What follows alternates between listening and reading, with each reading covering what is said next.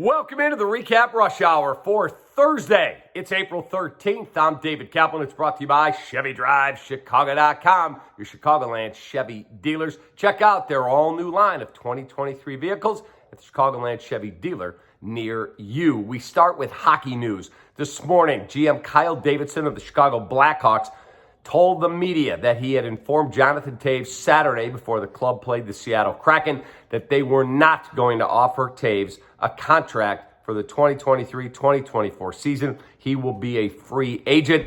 Davidson said, "It's time for us to give our younger players a chance to play. I believe Jonathan wants to still play, but that's his decision. There are others close to the situation who believe Toews will not play further in the National Hockey League. We'll all find out what he's thinking tonight after the Hawks conclude their season against the Philadelphia Flyers." Toews says he will speak to the media after the game. He leaves a three-time Stanley Cup winner, the unquestioned captain of this franchise, just a phenomenal person, phenomenal player, and he is a lock, surefire Hall of Famer. My question for you is, where does Jonathan Toews rank all time among Chicago professional athletes? Is he top 10?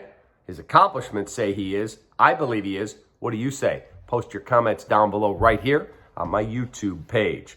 Also, we have football news today. Washington Commanders have been sold for a U.S. record $6.02 billion to a group headed up by the owner of the Philadelphia 76ers, Josh Harris, and one of his partners is Magic Johnson. And that means we get to say good riddance, get out of here, to Dan Snyder, one of the worst examples of ownership we've seen in this country in a very, very long time. The NFL wanted him out, and they got their wish.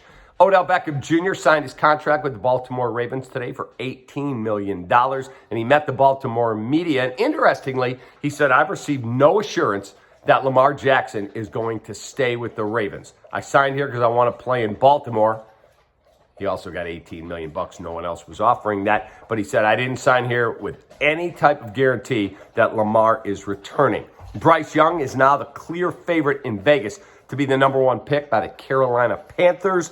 This after reports surfaced that David Tepper, the owner of the Panthers, is taking a very active role in who they're going to draft at quarterback, and had a private one-on-one meeting, lengthy, in Nick Saban's office in Tuscaloosa, Alabama, when the Panthers contingent was on campus for Bryce Young's pro day recently. Also, no baseball today. Cubs and White Sox are off. Cubs are in LA to get the Dodgers tomorrow night. Love late night West Coast baseball.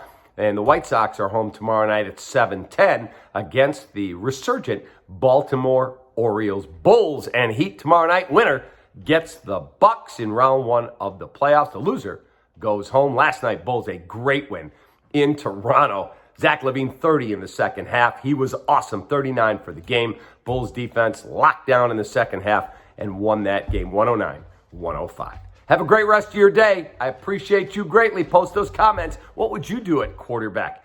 I want to know what you would do at quarterback if you were the Carolina Panthers. Who are you taking? And I gave you another good question as well about Jonathan Toews. Take that.